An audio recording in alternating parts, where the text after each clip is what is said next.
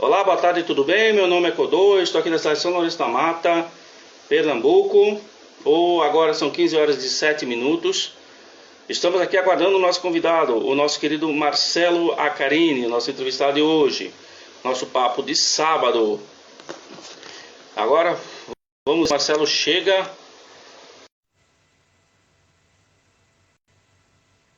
para a nossa conversa desse sábado sobre arte e literatura. Lembrando que o Marcelo Acarini é escritor, pintor, desenhista. Opa, meu querido, perdão pelo problema técnico aí, mas já está resolvido, né? Boa tarde, Marcelo, como vai? Boa tarde, como vai? Tudo bem, Codô? Tudo tranquilo. Desculpe aí pelo problema técnico, eu precisei trocar de máquina aí, meu velho. Não, acontece. Não tem problema. Acontece. Como vai? Marcelo, Como tá frio aí? 18 graus. Ah, tá bom. Aqui tá um pouco mais frio, mas tá tranquilo Não, mas também. Eu- aqui para nós tá clima glacial. É muito diferente, né, meu velho? É muito É, diferente, muito diferente. a diferença é muito grande. Quando chegou a 14 graus à noite, ficou bastante complicado. Bastante complicado. Mas, mas você é um cara bastante acostumado com a temperatura baixa, né? Você é do sul, na verdade, aí fica mais Sim, fácil. sim, sim. Deixa eu fixar a Marcelo, câmera aqui melhor. você lembra que você estava fazendo no dia 13 de junho de 2020? 13 de junho de 2020, não lembro, meu velho, não lembro. Ó, era um sábado e você estava dando a primeira entrevista para esse espaço. Você está brincando que faz esse tempo todo já. Faz esse tempo todo. Muita coisa Nossa, aconteceu. Um ano, né? Um ano é, depois, um ano e pouco depois. um Muita ano coisa e pouco depois. acontecendo. E muita coisa mudou no Brasil, muita coisa avançando para pior, né? E É impressionante, não é verdade? eu fico me perguntando às vezes se nós, eu e você, não estamos caindo numa armadilha da manipulação entre dois poderes. Eu andei observando o comportamento do que está no poder e do que pretende ir para o poder. E os comportamentos são bem similares na questão da manipulação das mídias. Tanto é que nós temos um extremo ainda maior do que nós tínhamos naquela época. Ficou muito mais extremado agora as relações políticas do Brasil e as relações pessoais também.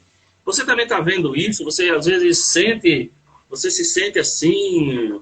Você consegue discernir os dois lados da moeda? Como é que está essa sua questão aí? Olha, eu acho que há manipulação sempre na política, desde o homem de Neandertal. Isso não muda muito. O que acontece é que você não pode entrar no jogo da manipulação política. Eu acho que a gente tem que se manifestar segundo sua tendência política ou segundo suas pretensões, sem entrar no jogo de manipulação. Mas manipulação sempre vai haver. O que eu acho é que mudou a maneira de manipular. A gente que já tem uma certa idade, as mídias, principalmente as mídias televisivas, elas manipulavam muito mais. Elas elegiam e derrubavam políticos, presidentes de qualquer tipo de cargo. Hoje já não, está muito polarizado, até porque está muito aberto, acontece tudo pela internet. Então a tendência é polarizar mesmo. Mudou a maneira, mas eu acho que a tentação de manipulação continua existindo. Não acho que tenha mudado, não. Acho que sempre existiu. A questão é cair nela ou não, na manipulação. O que A não me empresa. impede de. Hum, Desculpe. Pode continuar, continua, finaliza. O que não me impede, o que eu acho que a gente não deve deixar é de se manifestar, mas não com esse intuito de fazer, de piorar a polarização. Acho que não. Uhum. Continuo Você me acha, manifestando como sempre me manifestei, né? você acha a imprensa perdeu força com a internet, a imprensa formal? Eu acho que Perdeu? perdeu. Acho que perdeu muita força, porque a imprensa fazia a curadoria e agora com a internet não tem curadoria. Tudo perdeu espaço. Tudo que dependia da imprensa perdeu espaço. Nós, por exemplo, escritores, ou ilustradores, ou pintores, que a gente vivia atrás de uma curadoria, agora hoje está tudo muito horizontalizado. Todo mundo tem espaço, todo mundo aparece, então ficou tudo muito difuso. Então, a gente parou de se engalfinhar por espaços, mas também a visibilidade caiu. Essa é a questão. Me parece que é por aí. Mas a visibilidade caiu, não é uma contradição, já que você pode ser visível em tudo que é lugar? Você pode abrir um blog... Não acho que seja uma contradição, porque ela ficou muito diluída, na verdade.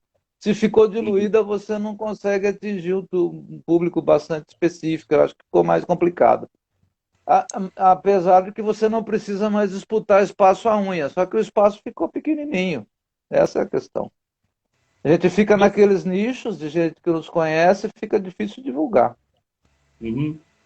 Você acredita que há uma...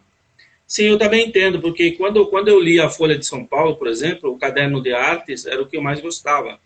Tinha lá as críticas literárias, particularmente as críticas literárias eram a primeira página que eu corria, assim, vamos lá que eu quero ver o que está acontecendo. Hoje não me parece que as pessoas estão correndo para a Folha de São Paulo para ver uma crítica literária como nós gostávamos, né? Uma crítica de arte e tal. Eu leio a Folha e o Estadão para ler as duas tendências políticas diariamente há 40, 50 anos. O que eu acho é que as pessoas que buscam a crítica literária nesses veículos tradicionais continuam buscando. Só que houve muita colateral aí, né? Aí, então, tem muita fonte, muita fonte. A gente não consegue dominar tudo, mas eu acho que eles continuam sendo influentes. Porém, por um número, se não igual, menor de pessoas. Pelo que me parece. Bom, quando se viu o Jornal Nacional, ou se lia uma Folha de São Paulo, ou então qualquer outro jornal, aquela informação, ela não tinha o crivo da internet de hoje. Ou seja, hoje você vai buscar, ver a manchete, eu pelo menos vejo a manchete, e depois vou buscar se o assunto me interessar, eu vou atrás das fontes. Hoje é possível com isso. Antigamente a gente não tinha isso. Será que eles foram honestos o tempo todo? Será que a manipulação...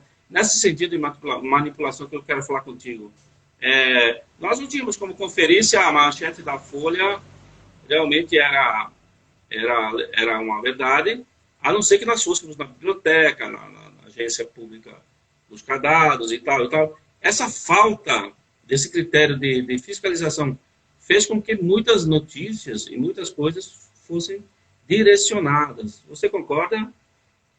Em nossa época? Concordo, mas eu acho que houve uma mudança de direcionamento. Eu acho que se direciona por outra maneira.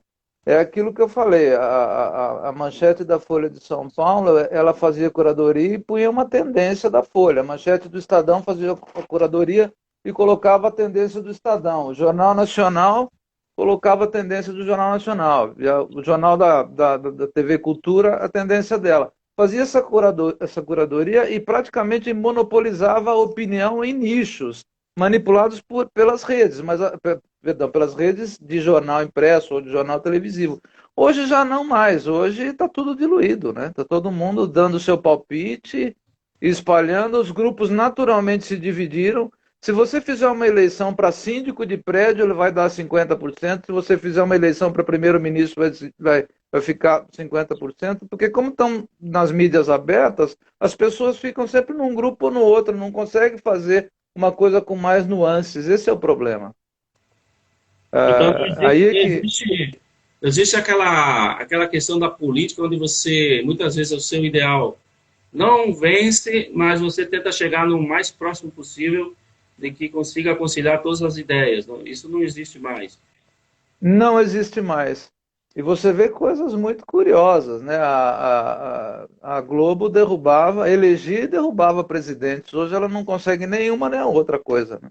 A coisa está muito... O que não deve... O que não acho que seja totalmente ruim, não. Eu acho que nós estamos num mundo novo ao qual nós vamos ter que nos adaptar de alguma maneira. Essa é a questão. Sim, porque a Globo perdeu... Eu acho que a gente... Desculpe. A Globo perdeu a importância que ela tinha em todos os sentidos, inclusive em novelas e tal. novela, toda a mídia perdeu a importância, né? Eu acho que a grande perda de importância foi justamente a perda de você conseguir fazer a transmissão no horário que você quer, porque agora todo mundo assiste o que quer no horário que quiser. Você não precisa ver o jornal da TV Cultura no horário em que ele é apresentado, você pode ver depois, né? Ou o Jornal Nacional. Então, eu acho que a questão é essa, você faz a coisa bastante à la carte, né? Uhum, uhum, entendo. Certo. E assim, outra questão que eu queria levantar contigo, na questão da literatura, que é o que você domina perfeitamente, Puxa vida. e botando mais essa questão, essa pimentinha da manipulação. Eu estava vendo essa semana uma série chamada Manual para se criar um ditador, na Netflix, né? E É, mencionou Hitler, mencionou Mussolini, mencionou Gaddafi, mencionou um africano que eu não lembro o nome, mencionou Idi Amin Dada. é, vários ditadores, É, vários ditadores e terminando Stalin, inclusive, e todos eles encontravam o respaldo no público, em uma parte da população, e o que é mais incrível, na intelectualidade.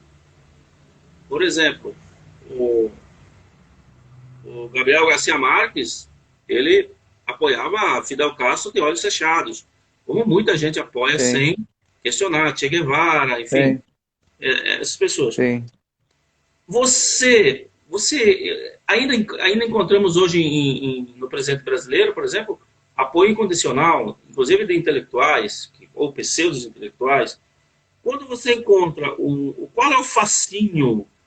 Por que na sua opinião, esse pessoal, essa ideia de um santo salvador fascina tanto ainda, em pleno Olha, século XXI? então, então, eu acho que isso é uma coisa que existe, existiu e vai sempre existir, porque é uma questão que você é descrita na psicanálise. Isso é puramente freudiano. As pessoas vivem eternamente à busca de um pai, de um messias. Então, se pensa à esquerda, se pensa à direita, você muda o cenário, o figurino, os personagens e o roteiro um pouco. Mas os caras que acreditam cegamente são sempre pessoas que estão procurando um pai, um Messias para lhe salvar a vida. Isso vai sempre existir. Isso vai sempre existir, não tem como sair. Se você pegar, há sempre 30% das pessoas, ou 30% da população, que apoia cegamente um político. 30% um pouquinho mais, 30% um pouquinho menos. Tem aquele cara que defende de olhos fechados o Bolsonaro, tem o cara que defende de olhos fechados o Lula, tem cara que defende de olhos fechados Stalin,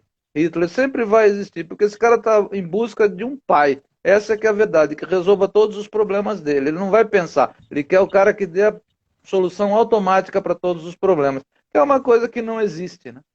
Essa que é a questão. Pois é, mas porque eu, como sou defensor do livro, defensor da literatura, dizia-se que a gente, quanto mais lê, mais aprende, mais tem a possibilidade de ter o senso crítico. Agora eu me pergunto, o Gabriel Garcia Marques não tinha senso crítico? Ele não conseguia ver? Ou ele era... Ele tinha senso crítico. A questão é que isso não está vinculado à quantidade de livros que o cara leu, nem tão pouca variedade, nem ao tanto a cultura que ele tem. Isso está vinculado a uma mecânica psíquica de pensamento. É uma maneira de pensar do cara em que ele busca um Messias, ele apoia esse Messias. A pessoa só apoia a gente assim que tem essa vocação ditatorial, tanto Bolsonaro, Hitler, Stalin, Lula, tem uma certa vocação ditatorial. As pessoas só apoiam por dois motivos: ou são crédulos e inocentes, ou tem algum interesse. O Gabriel Garcia Marques parece que não se enquadra muito no crédulo, ele se enquadra mais no que tem interesse. E é um cara que eu admiro muito. Acho que no caso especificamente dele, não se enquadra nessa questão de falta de cultura, obviamente, né? O Hemingway também era um cara que apoiava cegamente a Revolução Cubana, né?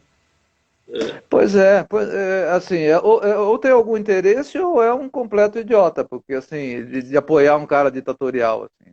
Mas sempre vai existir, né, Kodo? Eu acho que sempre vai existir gente desse Inclusive, tipo, para todos os inclusive lados. o próprio ditador da Coreia do Norte foi apoiado por aquele jogador de basquete famoso que foi para lá e achou a Coreia do Norte uma maravilha. E, Pois é. e isso está no manual, isso está no manual do ditador, que é essa série que diz que você tem que atrair, trazer pessoas porque elas afiancem o seu estado, né? Afiancem o que você está fazendo.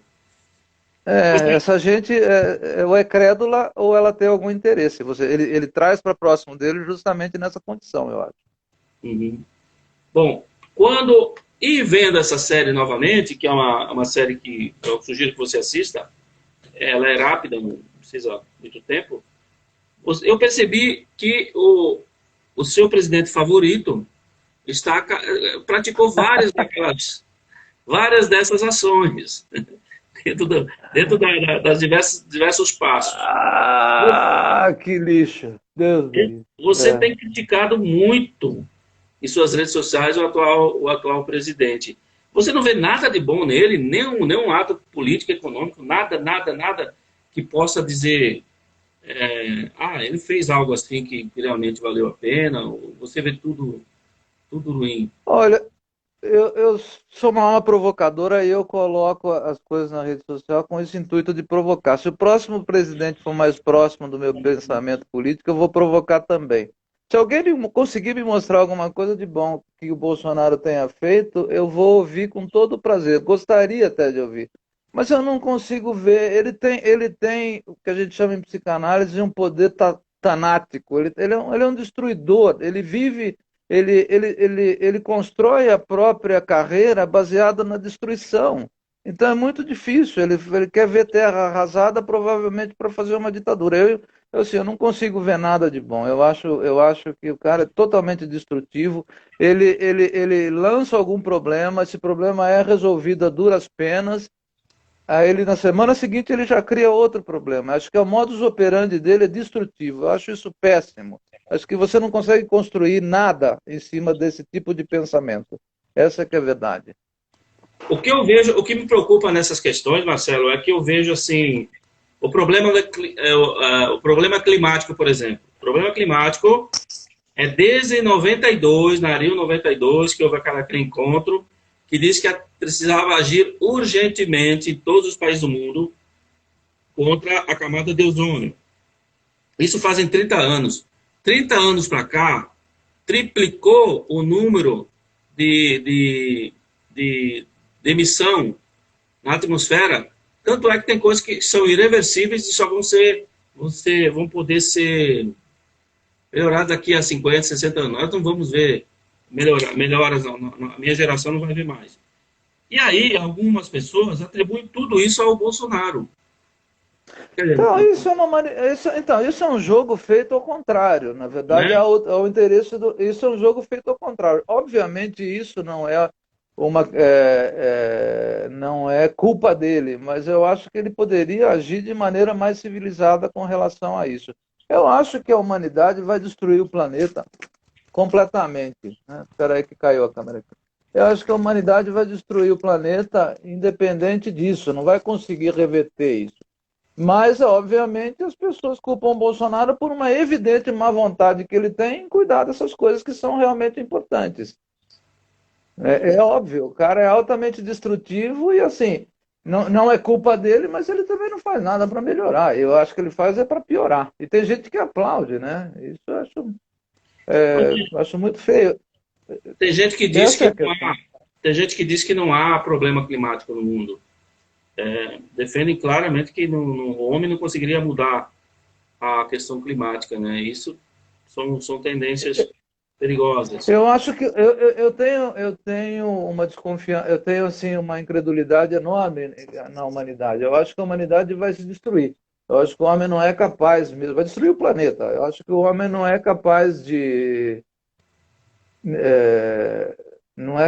reverter essa condição da natureza. Mas a gente precisa fazer alguma coisa que preste, né? Eu acho que a questão é essa, o que você sinaliza? Você sinaliza com destruição, com mais destruição? Isso é horrível, isso é horrível. Sim. Você não pode continuar assim. Você prevê o mundo como naqueles filmes Blade Runner, onde são cidades destruídas, desérticas, pessoas em cavernas ou em prédios, aquele sistema caótico. Você imagina que provavelmente É, sim? isso são vários modelos. Já vi modelos na literatura, como George Orwell, Sim, sim. 1984, Admirável Mundo Novo, na literatura brasileira, Não Verás País Nenhum, do Inácio de Loyola Brandão. E o Blade Runner é uma manifestação no cinema da mesmo tipo de arte, né, de distopia. Eu vejo que o mundo vai caminhando para isso mesmo. Se você pensar bem, as pessoas estão tão preocupadas com o uso de combustível, do petróleo como combustível, e assim isso é justificado, tem que se preocupar muito mais, acabar logo com os motores da combustão. E tem outras coisas, sem o petróleo você não consegue sequer fazer um óculos mais. O uso do petróleo ele é muito mais amplo do que simplesmente a queima. Então teria de haver uma mudança radical de comportamento. Eu não sei se a humanidade vai conseguir fazer isso. Você vê na China o que se fez, você criou magnatas na China, esse cara não quer nem saber, ele vai destruir o planeta e vai poluir, vai agir como qualquer capitalista não agiria, entendeu? Eu vi uma entrevista do Bezos, o dono da Amazon, ontem, que ele deu aquele passeio no espaço a 28 milhões de dólares cada um, e ele disse que vai insistir nas viagens espaciais, porque ele está com 1 trilhão de reais, de dólares em conta, e ele precisa usar esse dinheiro para alguma coisa. E a minha pergunta é, ele não usa esse dinheiro para melhorar os salários dos funcionários, nem para melhorar o planeta, ele usa para criar uma coisa que é uma coisa fantástica para 2 ou 3 pessoas. Há uma explicação, uma explicação psicanálica, psicanálica ou psicanalista para esse tipo de Psicanalista que comportamento? É, Cara, todos eles fazem, isso sempre é feito, é uma maneira narcisista de encarar o mundo, né? Ele quer, ele quer que isso tudo apareça. O problema dele gastar esses trilhões para uma viagem espacial não tem nada demais se ele fizesse uma contrapartida de usar esse dinheiro para melhorar a qualidade de vida das pessoas.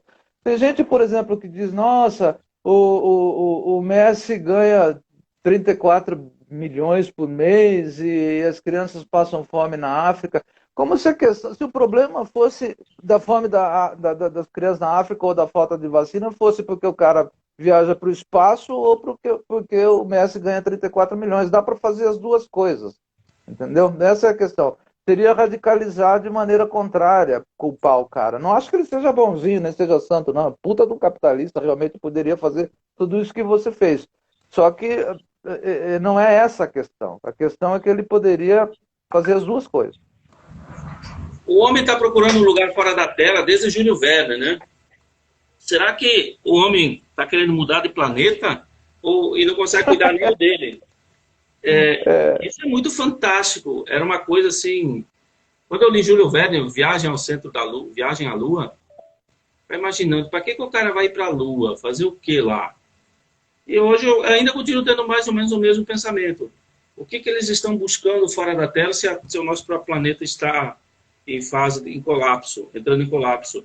E quando entra em colapso, eu vejo aqui na minha cercania, aqui em Pernambuco, eu prevejo que daqui a uns dias o pessoal vai invadir os mercados, vão invadir os mercados e vão tomar os alimentos e vai virar uma África do Sul, como está acontecendo na África do Sul agora. Porque muitos conhecidos meus estão sem gás há várias semanas e não conseguem comprar mais gás, não conseguem comprar mais carne, não conseguem comprar mais alimentos. Isso tudo é uma preocupação imediata. Aquela coisa que disse um poeta disse que um dia o Moro vai descer para o asfalto, estamos muito próximos disso. Muito mesmo, porque as pessoas estão passando fome. E isso, quando você vai e vê que um cara desse vai para a Lua, vai para o espaço e gasta uma fortuna dessas, isso cria ainda mais um sentimento de revolta. Ou então, quando você vê que um político está com um auxílio paletó, isso cria um outro tipo de revolta e descrença.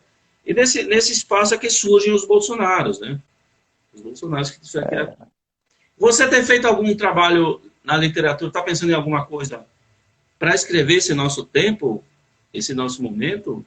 Ou você não mistura? Então, Eu misturo, assim, como eu faço basicamente contos, eu acabei de terminar o meu conto número 53 essa semana, e eu sempre procuro dar um toque político da minha maneira de pensar, não sou dono da verdade, porque eu tenho um pensamento mais à esquerda, não gosto do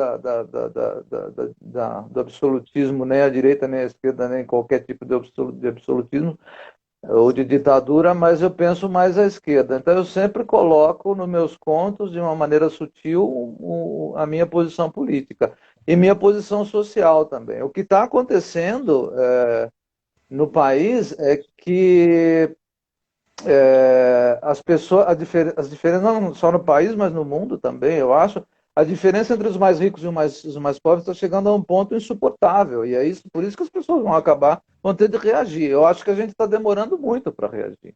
A justiça social está comendo solta aí e as pessoas a cada dia mais na miséria. Aí veio a pandemia, desemprego, uma irresponsabilidade total na abordagem, e governos, às vezes, de primeiro mundo não conseguem resolver isso. Só acho que a diferença social, uma hora ela aparece, que é o que está acontecendo agora.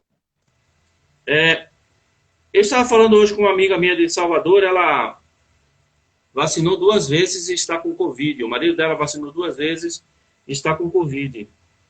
Me fala um pouquinho, há possibilidade dessa vacina, das vacinas não serem eficazes? Até que ponto elas são eficazes? Até que ponto... como é que você está vendo isso? Porque me parece... Há um sensacionalismo político em cima de tudo isso. Pessoas buscam a certeza da cura ou da prevenção, pelo menos, uma vacina. A gente se vacina e começa a aparecer caso. Você que é médico, poderia explicar um pouquinho essa questão? A vacina, ela é ou não é eficaz? O que que acontece? A vacina é eficaz, todo mundo tem de tomar. O problema é que há variantes virais, assim, as doenças são muito variáveis. Por exemplo, você tem a vacina da febre amarela, é praticamente a mesma que você usa desde 1920, mais ou menos. É uma vacina contra um vírus que é super eficaz e que funciona em 100% dos casos. A vacina, assim, é muito raro uma vacina que funcione em 100% dos casos. Elas todas dão uma certa proteção e você não tem como saber por quanto tempo ela vai proteger e o quanto ela vai ter de eficiência. Isso só o tempo vai nos dizer. Só que é muito melhor tomar a vacina de qualquer procedência do que não tomar. Sempre o risco é muito menor. Então, assim, o que as pessoas querem, isso é uma questão da pós-modernidade.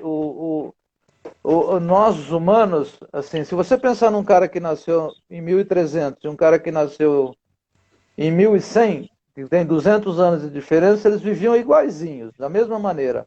O meu pai, Sim. que nasceu em 1930 e morreu em 19, ele saiu de uma praticamente idade média rural para falar, como nós estamos falando na internet, viu o homem ir à lua, controlar doenças como a poliomielite.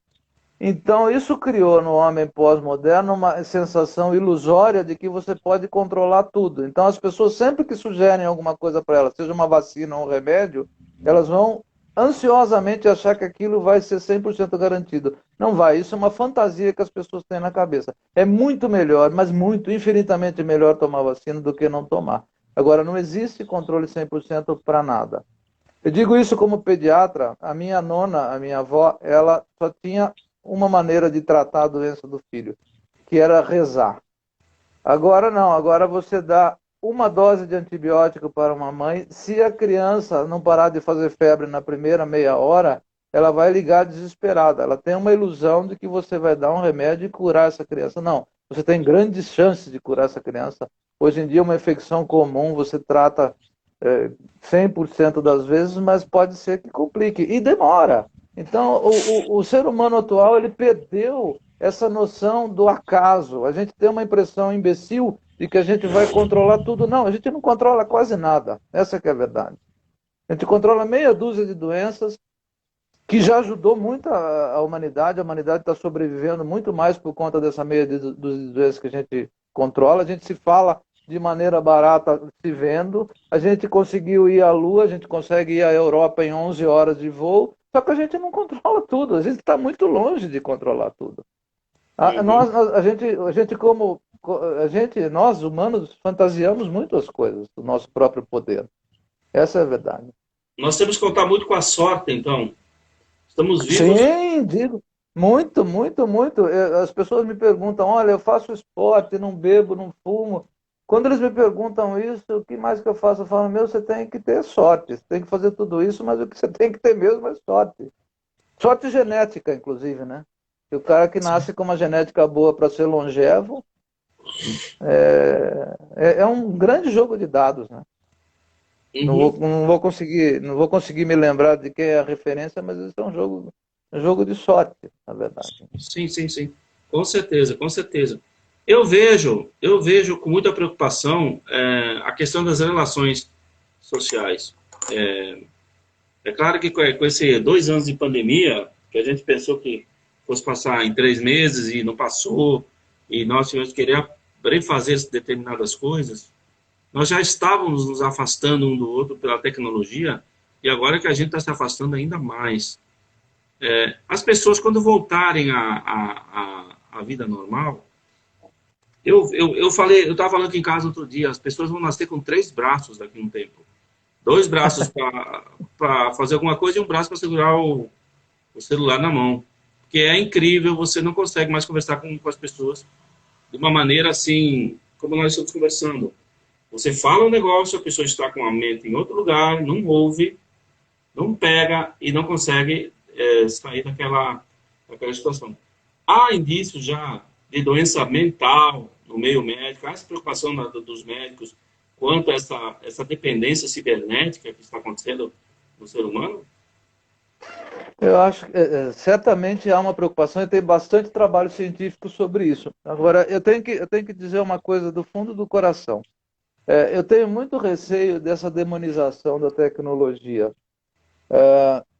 Quando eu era criança, eu nasci com televisão em casa. Eu nasci em 1965, eu nasci com televisão em casa. Meus pais eram da geração do rádio, como Sim, provavelmente seus pais também. sim, sim, sim, sim. Eu e a minha irmã, a gente assistia TV e eles assim ficavam horrorizados com a gente assistindo TV horas e horas e tiravam a gente. Eu acho que o fenômeno é o mesmo, eu acho que o que mudou foi o aparato. Eu fico pensando, será que quando saíram os primeiros livros impressos, no tempo de Gutenberg, que aquilo se disseminava, será que os pais que liam manuscritos e viam um casal de filhos, cada um lendo o seu livro, não ficava preocupado assim, olha, eles não conversam, um está lendo um, outro está lendo o outro. Eu acho que o que muda é o aparato, entendeu?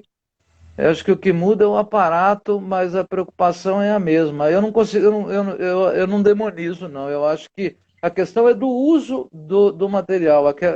Marcelo Taz usou uma expressão bárbara outro dia. Ele falou assim: aquele super instrumento assassino chamado serra de pão que a gente tem na cozinha, né? Assim, é verdade. Assim, a questão é de como você usa o aparato. Eu acho isso maravilhoso. A gente está Sim. usando de maneira bacana. Não vejo isso com maus olhos, não. Não é questão de ver com maus olhos, eu vejo com. Eu não consigo perceber. Hoje eu percebo uma mudança muito profunda de comportamento em 10 anos. De todos. Sim, mas isso sempre vai existir. Eu acho que isso sempre vai existir, Clodoaldo, entendeu? Essa é a minha questão. Eu acho que é uma questão da gente ou se adaptar ou a gente morre, não é? Isso é assim. Eu vejo assim, eu vejo pessoas mais medíocres também. Pessoas com menos conteúdo, muita informação e pouco conhecimento. Né? Então, o que eu acho que elas aparecem agora. Pessoas medíocres sempre existiram, entendeu? Eu acho que o que acontece é que elas aparecem. Essa é a questão. A gente não via. A incidência de pessoa canhota, por exemplo, que usa a mão esquerda, é 10% da população. Eles sempre existiram. A gente vê mais canhoto hoje porque tem mais imagem. Só isso. E a mesma coisa com os idiotas, ou os mal informados. Eu acho que talvez o grande problema que a gente vai ter que resolver, a nossa geração vai ter que resolver, é a questão do aprendizado. Diz um grande amigo meu, Kenji Sakamoto, que é um baita de um educador, ele disse que a informação cresceu de maneira exponencial e o aprendizado continua linear. Então você tem muita informação e você não consegue aprender. O problema do ensino é uma coisa que a gente vai ter que achar um caminho mais ou menos rápido em uma geração para poder adaptar. E, e São Paulo? São Paulo, que é o carro-chefe do Brasil, já está conseguindo, vai voltar em breve. Você teme essa volta? Por exemplo, estão falando que vai voltar a torcida para estádio, vai voltar a ter show com presença pública. Você acha que está na hora certa de fazer isso? Eu acho que vai voltar, independente de estar na hora certa ou na hora errada. Não, eu acho que vai aumentar a incidência, mas ninguém vai conseguir conter mais a população em casa. Até porque as pessoas estão desesperadas, as pessoas estão com o saco cheio. Mesmo em países desenvolvidos, ninguém consegue mais conter essa gente em casa. Não tem como conter. Vai aumentar a incidência, vai voltar. Eu acho que vai ter aí mais uma ascensão no número de casos, no número de mortes. Não sei até quando a vacina consegue segurar, porque estão reaparecendo casos. E vamos ter que conviver com isso. Ninguém vai conseguir botar as pessoas dentro de casa mais. Não vai conseguir. Isso não tem, infelizmente não tem jeito. Isso é uma coisa mundial. Isso independe de ideologia. As pessoas cansaram. Aqui na França, em Berlim, correu risco. Exatamente. Correu risco. Uhum. Tem dois problemas com a vacina, com uma doença viral. O vírus, ele tem um comportamento mutante, uns mais rápidos, outros menos rápidos. O que acontece? Se você consegue vacinar, por exemplo, se conseguisse, numa situação ideal, vacinar o mundo todo de uma vez, você bloquearia o vírus. Como você está vacinando aos poucos, você vai dando chance de aparecer novas variantes. Isso é um problema, isso reduz muito a eficiência da vacina. Não tem como corrigir, a não ser que você faça uma vacinação mundial assim, em um mês, né? E não dá, não tem condição. As pessoas vão sair para a rua, vão voltar aos estádios, os caras vão liberar porque não vão conseguir conter. Essa que é a verdade. E, lamentavelmente. Perdi grandes amigos, perdi colegas de turma, perdi amigos, mas infelizmente as pessoas estão perdendo medo. Eu tenho que trabalhar, porque eu sou médico, continuo trabalhando, mas fico aqui morrendo de medo que a minha família pegue. Filhos meus 3 filhos pegaram noras. Minha mulher, eu tive sorte de não pegar, está vacinada, eu não peguei, estou vacinado, mas não vai ter como escapar. Eu acho que todo mundo vai sair para a rua. Pois é. Nós estamos numa fase bem pior do que a febre amarela, do que a peste negra, né? Eu acho que essa é a maior pandemia de todos os tempos, em proporções. Eu acho que é maior por conta do tamanho da população, né? A população mundial é muito grande, então eu acho que vai matar muita gente. Mas eu acho que tendo vacina, você pode melhorar a condição dela, mas eu acho... É como aquela história, né? A violência doméstica, se você pensar hoje em números absolutos, ela é maior, ok. Mas se você pensar na Idade Média, que a violência doméstica, o marido batia na mulher como batia num cachorro, era uma coisa que acontecia em praticamente todas as famílias, em números relativos era muito maior na Idade Média. Então, como a população mundial hoje é muito maior do que foi na gripe espanhola, nós vamos ter muito mais morte, mas a gente tem mais chances de controlar. A gente tem conhecimento científico, a gente tem máscara, então proporcionalmente talvez morra menos. Depende um pouco da agressividade do vírus também. Eu vi essa semana uma entrevista, uma notícia de que a China está liberando os nascimentos de mais de 3 filhos porque a população chinesa está ficando velha e não tem reposição. O que você pensa sobre controle da natalidade no mundo, já que o mundo está cada vez mais gente ficando mais velha, isso aí demanda cada vez mais matéria-prima, cada vez mais alimentos e tal. Você seria a favor de do controle não, mas de uma política educacional contra a natalidade, já que você trabalha no meio, ou não? Política educacional sempre é importante, principalmente sobre natalidade e sexualidade. A gente tem um déficit disso porque o moralismo ele intervém muito nisso. Isso não Isso não se faz, principalmente num país como o nosso, no Brasil. O controle da natalidade foi um problema que aconteceu quando surgiu a pílula. Você tinha famílias que tinham 10 filhos que viviam no campo, e aí, quando surgiu a pílula, você deu uma liberdade ótima para a mulher, que ela pôde ficar livre, escolher se ela podia ter filho ou não. Eu acho isso fundamental. E com a natalidade caindo, a população envelhecendo, você não tem como financiar as gerações que vão envelhecer. Isso é um dilema mundial, a população vai envelhecer, não tem jeito, nós vamos ter de conviver com isso. Você, por exemplo, vê problemas desse tipo, se você for pensar na população francesa, aquele francês de 20 gerações que se casou com uma moça, um alto executivo de uma indústria francesa, não tem filhos, viaja o mundo inteiro, leva uma vida tranquila, cuida só do seu cachorro. Você não tem incentivo fiscal que faça esse cara ter filho. Então, assim, ele vai ficar velho e não vai ter como ser financiado. Isso é uma coisa que nós vamos ter que conviver. E não dá para voltar para trás, né? Não sei se uma política de Estado ditatorial conseguiria também resolver isso, né? Não sei. E tem Como aquele problema, precisa né? Uma política de Estado estaria interferindo na liberdade do ser individual, individual. da liberdade individual. Isso dá para fazer num regime ditatorial, mas não dá para fazer num regime democrático.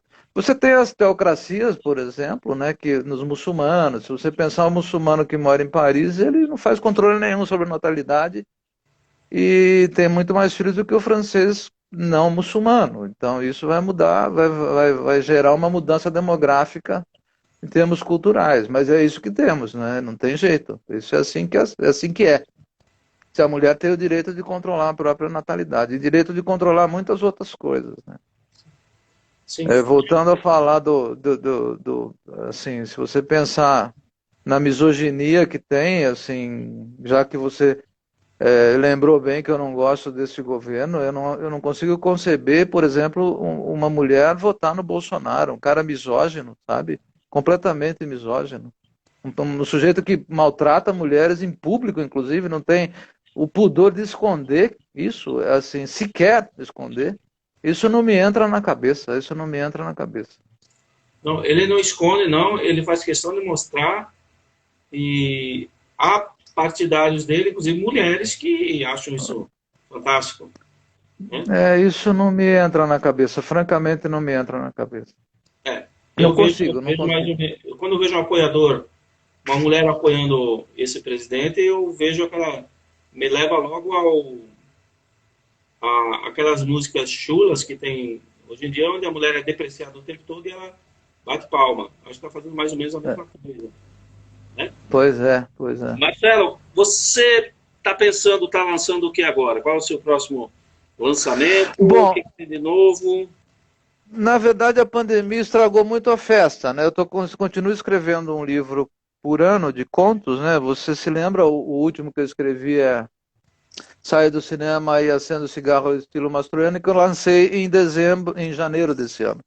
Mas eu estou com livros escritos para os próximos 3 anos, na verdade. Eu estou com um livro de contos para o ano que vem, que se chama Meu Cachorro Fuma, Bebe e Toma Antidepressivo. Ele está prontinho aqui escrito, já selecionei a ilustração para a capa, esse eu vou editar em 2022.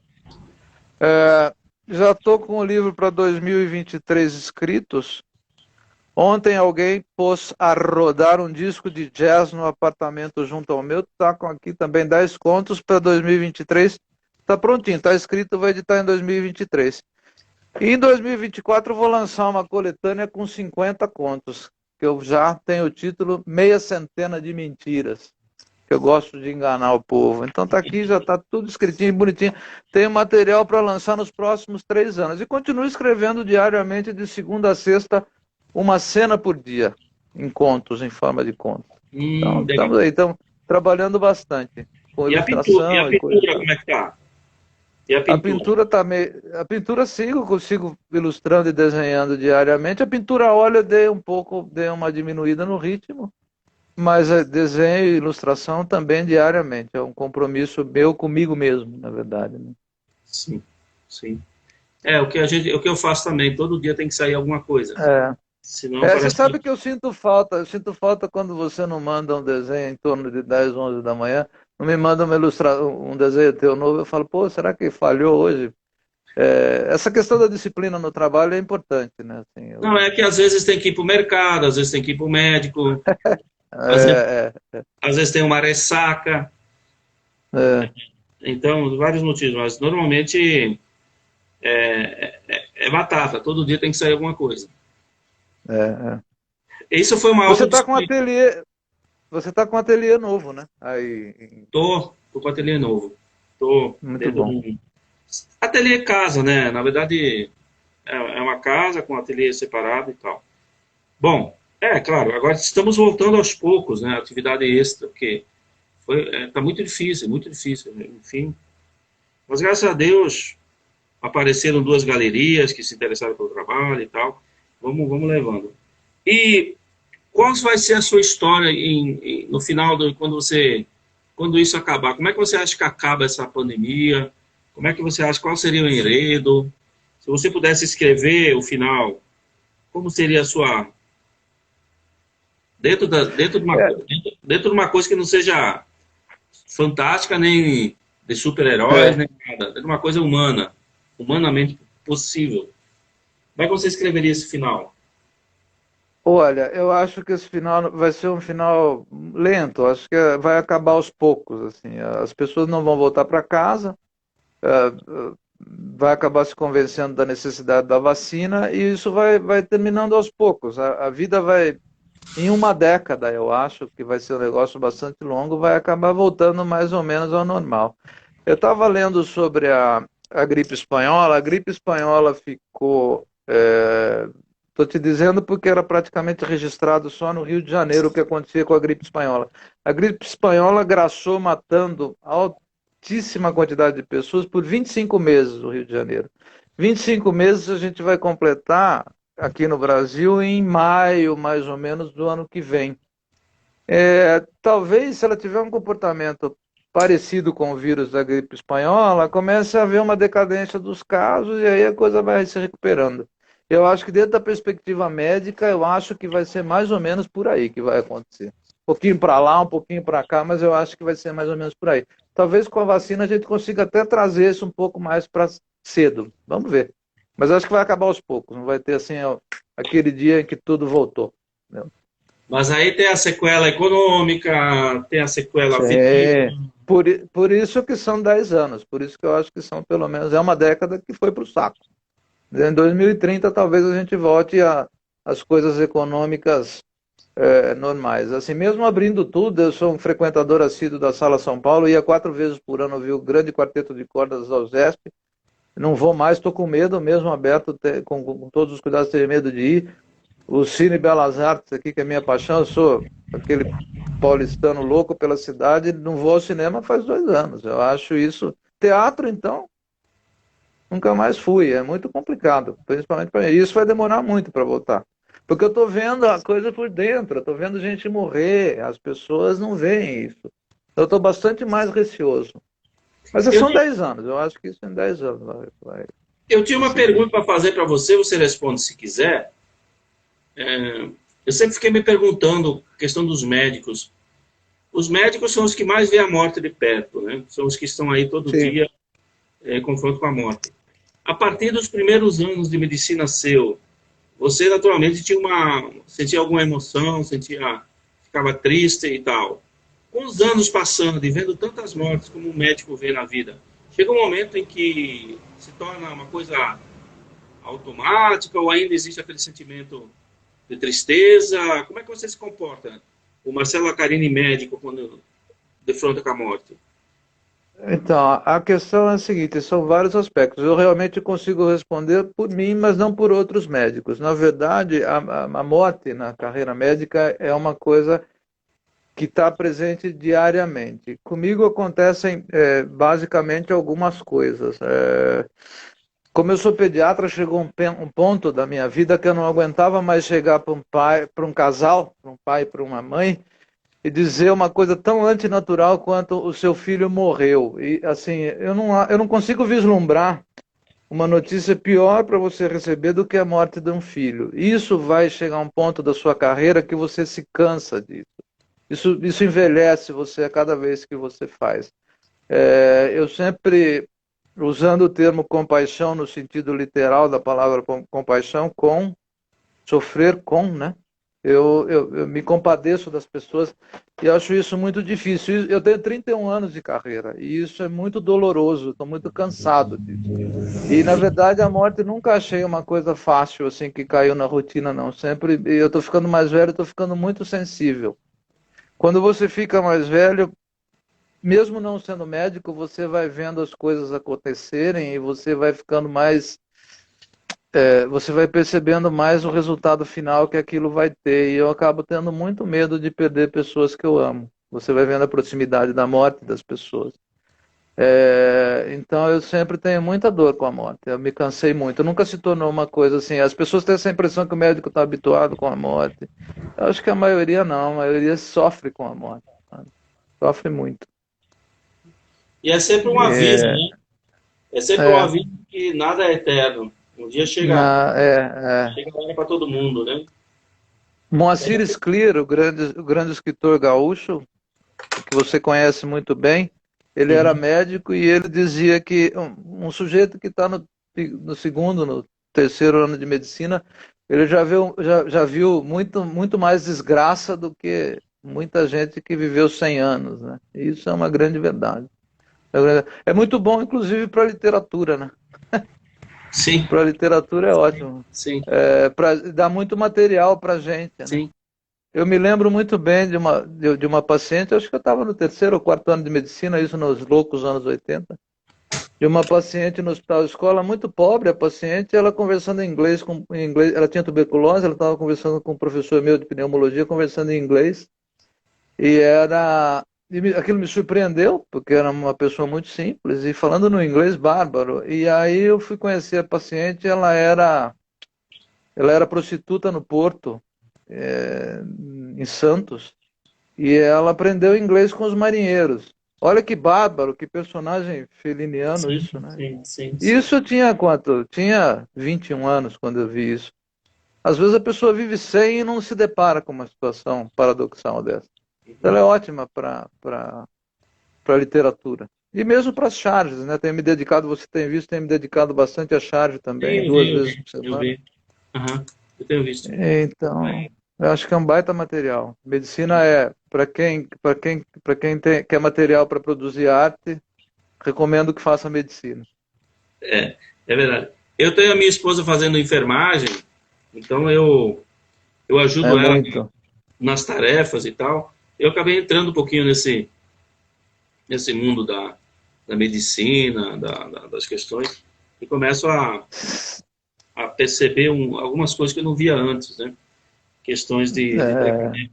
Eu não entendia por que havia uma distância, por exemplo, nos hospitais, quando as enfermeiras chegam, atendem você e vão embora.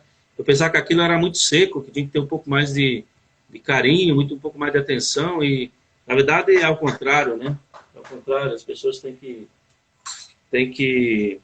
elas têm que trabalhar dessa maneira, senão se envolvem emocionalmente e acaba às vezes prejudicando até o trabalho dela e tal. Essas coisas eu acompanho. Marcelo, projetos além dos livros, o que você tem não, o feito? projeto na verdade, os livros estão prontos, continuo escrevendo, continuo ilustrando. Um projeto que eu tenho feito, que eu estava comentando, é o Nono Jacó, né, que você está vendo aqui uma ilustração dele. Uhum. Eu tenho feito 2 charges por semana e pretendo lançar em livro quando tiver 200. Eu tenho 90 charges já. E é mais ou menos por aí. São os projetos de continuar fazendo mais ou menos o que eu tenho feito. O projeto mesmo é de escrever bem, o que é uma coisa muito difícil, né? A gente vai tentando, aprendendo um pouco por dia, vai por aí. Sim, sim, sim, sim. A gente vai se enganando também, né?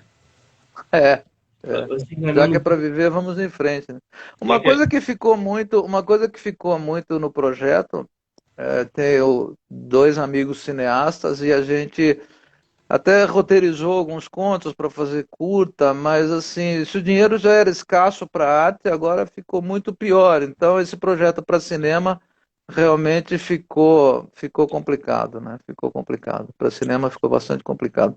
Mas quem sabe aí ressurge alguma coisa, um curta-metragem. Agora, hoje em dia, filmar ficou mais barato, né? Sim, Então, ficou vamos ver se a gente consegue alguma coisa. um iPhone na mão e uma ideia na cabeça, É, já dá para fazer Glau- alguma coisa. parafraseando quase literalmente Glauber Rocha, né? É, Sabe que eu quero fazer uma observação, quero que você transmita para sua esposa, é uma coisa, eu digo como médico, os hospitais podem até eventualmente funcionar sem médico, mas não funcionam sem os enfermeiros, velho. Os enfermeiros são a alma da saúde. Tenho um eu respeito concordo. bárbaro. Por ser médico, eu tenho um respeito fundamental pelos enfermeiros.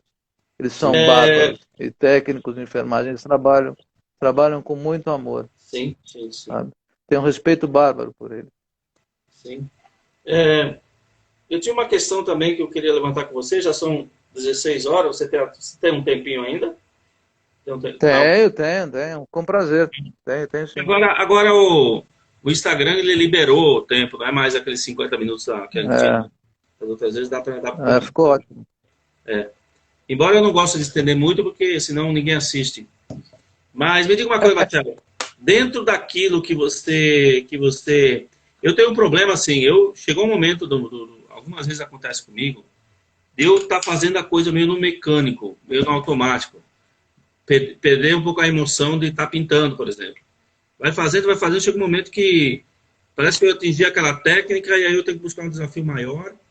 E eu saí de uma construção totalmente aleatória, totalmente knife, chegando a quase ao, ao realismo, pelo menos próximo, né? E aí chegou um momento que perdi o tesão, vamos dizer assim, a vontade de vou fazer o que hoje? Vou pintar qualquer coisa para cumprir a missão. E aquela coisa, aquele entusiasmo que eu tinha no começo, parece que deu uma inteirada. Acontece isso com você também, na questão artística, de você chegar uma hora e dizer, Hum, estou de saco cheio disso aqui, não quero mais isso, tenho que buscar alguma coisa nova. Eu estou nessa Eu fase. acho que então, isso acontece comigo, por exemplo, se eu faço muito tempo aquarela, começo a ficar com saudade do bico de pena. Se eu fico aí, começo a fazer bico de pena, deixo a aquarela um pouco de lado. Se eu faço muito bico de pena, já lembro da pintura a óleo daí um tempo. Acho que você fica mesmo de saco cheio de usar a mesma técnica, né? Por exemplo, tocar violino. Tocar violino é uma coisa hoje que eu toco uma vez por mês, assim, então me faz falta. Mas houve uma época que eu estudava 1 hora por dia de violino, tudo cansa, né, velho? Tudo cansa. E a técnica também, acho que você tem de variar. Eu tenho de variar porque senão você fica se repetindo, né? Eu fico Sim, pensando nos contos, assim, será que vai chegar um ponto que depois de 50 contos eu vou ficar sem história para contar? A literatura tem a vantagem de você sempre ter uma história diferente para contar, né? Então você não se cansa tanto, né? E eu acho sempre alguém te interessante. conta uma história, você quer adaptar, né? Agora, Eu também com a escrevo, pintura é complicado. eu também escrevo pelo menos uma vez por semana, um ou dois contos por semana eu escrevo e guardo. Estou guardando muito, É, muito material de escrita. Estou fazendo artigo agora também, comecei a fazer uns artigos universitários, buscando desafios, buscando sempre me desafiar. é, Eu acho que quem não se desafia se perde. E algumas vezes acontece de você estar se perguntando para que eu estou fazendo isso, né? Qual é a área, o que nós estamos querendo construir com isso? E aí nós vamos atrás dos grandes mestres, né? Daquelas pessoas que são destacadas tanto na literatura quanto no, na pintura, e nós encontramos esse dilema também dessas pessoas, que chega um momento que eles não têm mais vontade de criar. Isso é muito, muito característico na música. A música, por exemplo, o Traje a Rigor, que é uma banda que eu adoro, não grava faz 25 anos. E o Roger disse que não vai gravar mais porque não tem mais nada a dizer. Você acha que chega um momento que o artista deixa de ter o que dizer e chega um momento que você realmente secou a tua fonte, você não tem mais nenhum motivo para estar fazendo arte? Ou em você, todo dia é dia de tentar algo novo? Eu acho que isso é muito individual. O Philip Roth, que é um escritor americano que eu adoro a literatura americana da segunda metade do século XX, né? Ele dizia que ele chegou a um ponto que ele olhava, que ele via a vida dele como escritor como se fosse uma cesta de papéis em que iam brotando ideias. E ele viu que a cesta tinha ficado vazia, que ele não tinha ideia mais nenhuma. Eu acho que isso pode acontecer, mas eu acho que essa cesta de papéis pode acabar e voltar num determinado momento. Eu procuro não pensar nisso. Enquanto eu tenho vontade de fazer, enquanto eu tenho material para criar, seja na ilustração, seja na pintura, seja no desenho, seja na literatura, eu vou mandando bala, entendeu? O que você Até porque sugere? O que você sugere Desculpe. dos novos escritores e escritoras que você tem lido, que você sugere que são bons, que te atraem hoje em dia? Nossa, cara, Jefferson Tenório é um cara do Rio de Janeiro que mora no Rio Grande do Sul. É um professor de segundo, professor para colegial, um professor de português. Eu li, é um cara que eu não conhecia, eu li, eu me fascinei. O cara é muito, mas muito bom. Jefferson Tenório, se eu puder citar um nome, leiam Jefferson Tenório. O cara é excelente, é fantástico. Eu estou falando de gente da nova geração, né? O cara é muito bom, muito bom. Altíssimo nível literário, altíssimo nível literário. Uhum. Eu não conheço ainda esse, Leia, Jefferson Tenório. Eu tô demenciando, eu não consigo citar o nome do livro que eu li, porque eu li faz umas 4 semanas, mais ou menos, mas o cara é muito bom. Jefferson Tenório é o nome do autor. Se você puder, eu recomendo para todos que estiverem ouvindo a gente, o cara é muito bom, muito bom. Eu tenho feito uma coisa, não sei se você faz também, não sei se você já usou, o audiobook. Você faz uso do audiobook? Não, eu sou jurássico, eu uso livro de papel. Eu Até uso livro digital. novo. Assim, Eu uso nada digital. contra a tecnologia. Acho que eu leio a Folha e o Estadão, eu leio no tablet, né? Mas eu não vejo muito sentido em você gastar toneladas de papel para imprimir um jornal, mas toneladas de óleo diesel para mandar esse jornal para a fronteira do estado, lá no norte, e aquilo virar lixo. Eu acho que esse tipo de notícia pode ser lida de maneira digital.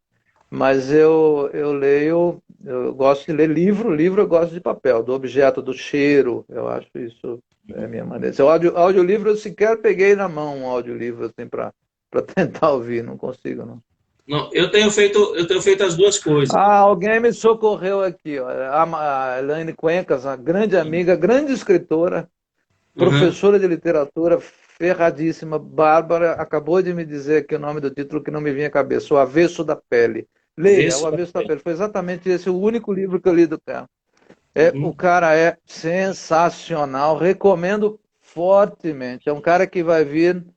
Eu lembrei de outro, Itamar Vieira Júnior, um baiano. Ele escreveu Torto Arado. É um cara que ganhou o Oceanos, acho que o ano passado, o Prêmio Oceanos. Ele escreveu Torto Arado, é um livro que está assim top, está bombando de fazer sucesso. O cara Eu é muito vi, bom. Ele está escrevendo na Folha a cada 15 dias. eu vi esse título já. Eu vi esse título. É. Leia, o livro é muito bom, ele é surpreendente, é um dos melhores, Torturado, assim, é um dos melhores começos de romance que eu já li na vida. Você vai ficar aí de quatro quando você lê, é muito bom. Torturado, Vou buscar. Itamar Vieira Eu, em Júnior. literatura, eu meio que sou meio jurássico. Eu tenho muito livro de literatura clássica, autores consagrados, e também eu sou meio assim, reticente com os novos escritores. Talvez porque eu tenha pegado escritores ruins, não tenho tido muita sorte com os novatos. Eu tenho pegado mais na poesia sim, eu tenho pegado algumas pérolas, como é o caso da própria Cessa aqui de Recife, você inclusive tem um livro dela. Eu peguei a Divanise Carbonieri, excelente poetisa, comprei 3 livros dela essa semana. Tenho também a Adelina Macieira, outra poeta da Bahia. E tem a Cida Pedrosa, que lançou agora o Prêmio Jabuti também. Excelente livro, só que é poesia, dentro da poesia. Na ficção, eu não tenho conseguido encontrar. Mas voltando ao audiolivro, Na sabe o que prosa, tem? né? Você diz A com prosa. relação à prosa. Você, É, com relação à prosa. Então, Marcelo Acarini, né? Que eu leio, tá aqui, eu li, que é um Não, quem sou eu? Pobre mortal, meu velho. Mas Nossa, veja bem, estou tentando aqui. sobre o audiolivro. Eu também tinha É. essa questão do audiolivro. Aí o que, que eu estou fazendo? Eu estou lendo o livro físico, por exemplo, agora eu estou lendo Oliver Twist, e estou escutando um audiolivro do Eman Hesse. E escutei, essa semana eu consegui ouvir o Gary Paz, do Tolstói, consegui ler O Pequeno Príncipe, quer dizer, eu estou conseguindo assimilar 4 livros por mês, coisa que eu não fazia há muito tempo. Um na real e outro vindo. Enquanto eu vou pintando, eu vou ouvindo o livro. E eu consigo assimilar, consigo escutar, consigo quase, quase como se eu estivesse lendo. A questão, acho que é a questão de É, prática também, né? é Perfeito. questão de hábito. E assim, eu não consigo, por exemplo, ler 2 livros ao mesmo tempo. Assim, eu leio, eu tenho que começar e acabar aquele livro. Acho que é uma questão de personalidade. Eu não consigo, não é a minha praia. Você não conseguiria fazer várias coisas ao mesmo tempo. Eu li o Vinhas da Ira, eu li ele há um mês, agora pulei para o Oliver Twist, e a próxima leitura vai ser Pedro Páramo, livro físico que eu tenho aqui. Pedro Páramo, E vou começar, grande livro. e vou ler, vou continuar lendo os meus audiobooks aqui todo dia. Acho que talvez eu consiga botar em dia a minha leitura, que estava um pouco defasada. Além da. É. Você também é músico, né? Você arranha no violino, ou. Toco muito mal, toco só por brincadeira, toco muito mal. Assim, eu toco escondido, até o cachorro põe a mão na orelha quando me escuta. Mas você é muito fã de sinfônica, né? Gosto muito de música clássica, jazz e MPB, assim, acho que é por aí. Né? Mas eu gosto muito do quarteto de cordas, eu acho muito bacana. Questão musical também, eu tô ficando bastante de saco cheio de estar ouvindo as mesmas músicas. Pra você ter uma ideia, eu agora estou começando a ouvir música africana, música da Noruega, música da Alemanha. Eu não consigo mais ouvir Chico Buarque, por exemplo, todo dia, como eu ouvia. Eu não consigo mais ficar vendo as bandas do MPB anos 80 e tal, que eu gostava muito. Tropicália, sabe? Parece que saturou isso, saturou. E você está ouvindo o que musicalmente? O que você ouve assim, seu dia a dia? Eu tenho uma música para trabalho, uma música para viagem, você é desse tipo ou não? Cara, eu vou falar para você, música, eu ouço muita música clássica, ouvia, não tenho ido por conta da pandemia, indo a concerto. E eu tenho uma vitrola aqui que eu fico ouvindo aqueles mesmos 100 discos que eu tenho sempre, e que vão desde Oscar Peterson até Chico Buarque de Holanda, e assim, não sou lá muito, não vario muito não, não consigo. Até porque acho que a música não é minha. É aquela história que acho que você deve padecer do mesmo problema. Eu tenho que trabalhar 8 horas por dia como médico, pelo menos. Tenho que dirigir 3 horas para sair de um lugar para o outro e voltar para casa. Escrever conta, fazer charge do nono Jacó, desenhar um pouco, fazer exercício, não me sobra tempo para tudo. Então, assim, a música acaba sendo prejudicada um pouquinho, né? Ouço vinil mesmo. E ligo na rádio. Aqui em São Paulo existe uma cultura muito forte de rádio, né? A Sim, Rádio sim. Eldorado FM, ela toca uma coisa variada, e a Rádio Cultura FM, que toca basicamente música clássica. Eu ouço isso, dessa maneira. Eu vivo em cidade, em metrópole, há 25 anos, pelo menos. Eu ainda não consigo me acostumar com o trânsito das cidades. Eu ainda não consigo entender uma pessoa passar 4 horas dentro de um ônibus ou dentro de um carro. É muito tempo da vida que a gente Muito dispensa tempo. É para muito, locomoção, né? Dentro dessas é coisas. muito tempo. E o É pior é que é o muito tempo. seguinte: São Paulo é uma cidade contagiante. Você está nela e você não sente. Eu não sentia tanto peso quando eu estava em São Paulo, de ir para um lugar ou outro. Era muito mais distante, mas parecia que era muito mais rápido. Mas tem alguma coisa em São Paulo, principalmente no centro, que é super atraente. Você ficar ali na sua região do Tatuapé para cima, até chegar na Sé, é um negócio foda. tem muita coisa que você vê. Eu acho que o paulistano não consegue ver tudo que tem em São Paulo durante uma existência, né? Não, não consegue. Mas assim, você sabe o que mais me atrai nas cidades, assim, seja Londres, seja São Paulo, o que me atrai, eu sou bicho de cidade grande. Eu detesto provincianismo. E a grande questão da cidade grande é que ninguém está preocupado com quem o vizinho trepa, entendeu? Eu acho isso que é o bacana da cidade grande. É isso que me atrai na cidade grande.